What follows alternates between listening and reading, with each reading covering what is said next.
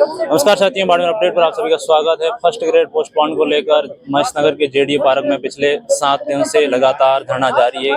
कई विद्यार्थी आमरण अनशन पर है। इस वक्त हमारे साथ मनोज मीणा है। मनोज जी, क्या कुछ वार्ता हो रही है सरकार से? कोई आश्वासन आ रहे हैं? किन नेताओं से मिले हो अभी तक? देखो, ऐसा है, सब नेताओं से मिल रही है लेकिन आश्वासन नहीं मिल रहे है अभी। लेकिन हमारा काम नहीं हो पा रहा है। सब नेता कह रहे हैं आपकी मांग जायज, आपका काम कराएंगे, लेकिन समझ नहीं आ रहा काम कब कराओगे।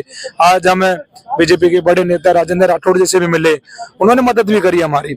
यूआर साहब जैसे बात करी, यूआर साहब ने कहा ये मुद्दा मेरे ध्यान में, मुद्दा जायज है और इस पे हम विचार कर रहे हैं, जल्दी निर्णय करेंगे। लेकिन मेरा सवाल ये, जल्दी कब करोगे? समय बहुत कम बचा है, एग्जाम के 5 दिन बचे, एडमिट कार्ड जारी होने वाले। तो हम चाहते जल्दी सरकार निर्णय करे। हमारी बहनें भूखी बैठी, हमारी भाई भूखे बैठे हैं। 5 दिन हो गए आज अनशन को, 7 दिन से धरने पे बैठे हैं। तो सरकार कब सुनेगी आखिरकार में? आश्वासन से काम थोड़ी चलेगा, काम करना पड़ेगा ना। और ये तो एक जन आंदोलन बनता जा रहा है। मैं कह रहा हूँ सरकार ने अगर हमारे साथ धोखा करा और सरकार ने हमारा काम नहीं करा तो सरकार को इसके भुगतान करने पड़ेंगे और युवा सरकार का विरोध में उतरेंगे, क्योंकि युवा लगातार परेशान हो रहे हैं। कहाँ तक युवा धैर्य रखिए, पता मेरे को आप? युवाओं को अपनी बातें मंगवाने के लिए सरकार के सामने धरने पर क्यों बैठना पड़ रहा है? क्या कारण है? सुनी नहीं रही सरकार, ध्यान नहीं दे रही सरकार, गूंगी बहरी अंधी भी हो गई है। क्योंकि कोई भी युवा धरना देना नहीं चाहता, कोई भी युवा अपने मन से धरना थोड़ी देगा। लेकिन जब सारे रास्ते बंद हो जाते हैं तो धरना युवा को देना पड़ रहा है। आरएस के लिए धरने बैठे, एसआई के लिए धरने बैठे, अब फर्स्ट के लिए धरने बैठे। राजस्थान में 3 धरने एक साथ चले, ये कितनी बड़ी बात है। लेकिन उसके बावजूद भी राजस्थान सरकार नहीं मान रही।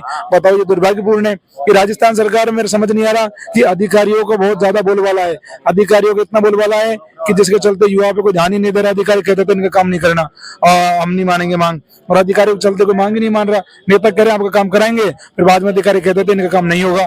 तो समझ नहीं आ रहा है राजस्थान में कि अधिकारियों की चल रही है कि नेताओं की चल रही है। मुझे तो ऐसा लगने लग गया कि राजस्थान में मुख्यमंत्री अधिकारी है, राजस्थान के मुख्यमंत्री शेखर अग्रवाल जी है, ना कि भजन लाल जी है। राजस्थान की जनता ने वोट तो दिए बीजेपी को, लेकिन कोई मतलब नहीं है जब हमारे काम ही नहीं करा रहे। जब उन्होंने कहा कि आपकी मांग जायज है, मुख्यमंत्री जी ने, उसके बावजूद भी वो काम नहीं करा पा रहे।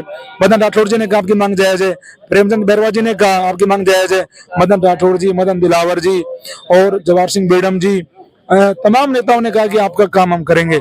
लेकिन काम क्यों नहीं हुआ? इसका मतलब तो ये है कि अधिकारी आपकी मान नहीं रहे, और ये राजस्थान में मैसेज बहुत गलत जाएगा, क्योंकि राजस्थान की जनता का लोकतंत्र से भरोसा उठ जाएगा। क्योंकि लोकतंत्र में हम एक सरकार चुनते हैं जो हमारे लिए काम करती है, लेकिन कहीं मुझे लगता है कि वो सरकार काम नहीं कर पा रही, और कहीं ना कहीं लोकतंत्र की हत्या है। क्योंकि पहले का जमाना था तब गवर्नर राज करते थे, अंग्रेज राज करते थे। मेरे को लग रहा है दोबारा वो जमाना आ गया कि अधिकारी राज कर रहे राजस्थान पे। कल यही जगह थी, हनुमान बेनीवाल को आप पुकार रहे थे। हनुमान बेनीवाल से बात हुई? क्या हनुमान बेनीवाल आएंगे धरने में? देखो, ऐसा है, हनुमान बेनीवाल जैसे मेरी उस दिन बात हुई थी, उन्होंने कहा कि मैं धरने पे पहुंचूंगा। तो धरने पे पहुंचने को लेकर बातचीत चल रही थी। तमाम बच्चे भी हमारे साथ में थे, लेकिन उस दिन कोई कारणवश उनका फोन आया कि मेरा आना नहीं हो पाएगा। तो एसएमएस अस्पताल के वहाँ एक धरना चल रहा है। एक डॉक्टर थे, उनका कुछ देहांत वगैरह का ऐसा मामला है, वो किसी कारणवश उन्होंने उनको मार दिया गया, ऐसा कुछ हो गया। तो इसके चलते शायद वो नहीं आए। लेकिन मेरे को उम्मीद है कि हनुमान बेनीवाल जी युवाओं की मदद करेंगे। हनुमान बेनीवाल जी युवाओं के लिए आगे आएंगे, क्योंकि लगातार हम 50 दिन से हनुमान बेनीवाल जी के साथ शहीद स्मारक पर बैठे हैं। और हनुमान बेनीवाल जी को इन बहनों के बीच, इन भाइयों के बीच भी आना चाहिए। ये हनुमान बेनीवाल जी का इंतजार कर रहे हैं और ये सारे युवा हनुमान जी के साथ है।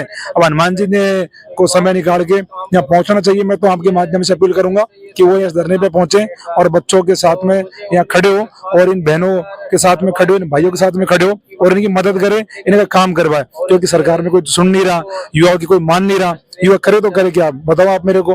तो कहीं ना कहीं मुझे लगता है कि उनको आगे आना चाहिए और युवाओं की मदद करनी चाहिए। हम सब हनुमान जी के साथ हैं, तो हनुमान जी यहाँ के युवाओं की मदद करें, युवाओं की बात करें, बस इतना ही कह रहे हो। आंदोलन कब तक चलेगा? क्या आरएस मेंस की तरह? नहीं, आंदोलन तो चलेगा। अभी आंदोलन तो जब तक चलेगा जब तक हमारी मांग पूरी नहीं होगी, और हम कह रहे हैं कि पोस्टपोन होनी चाहिए। और मुझे भरोसा है कि हम जीतेंगे इस लड़ाई को, चाहे कुछ भी हो जाए, चाहे कितना संघर्ष करना पड़े, चाहे कितनी लड़ाई लड़नी पड़े, लेकिन हम हार नहीं मानेंगे। क्योंकि इस लड़ाई को हम बड़ी मजबूती से लड़ रहे हैं, बड़ी ताकत से लड़ रहे हैं, और मुझे पूरा भरोसा है कि जीत हमारी होगी और सरकार को हमारी मांग माननी पड़ेगी। और ये आंदोलन राजस्थान के इतिहास में लिखा जाएगा कि फर्स्ट ग्रेड पोस्टपोन का एक आंदोलन राजस्थान में ऐसा हुआ जिसने सरकार को पीछे हटा दिया था। ये थे हमारे साथ मनोज मीणा, जिन्होंने अपनी विभागीय से अपनी बात रखी।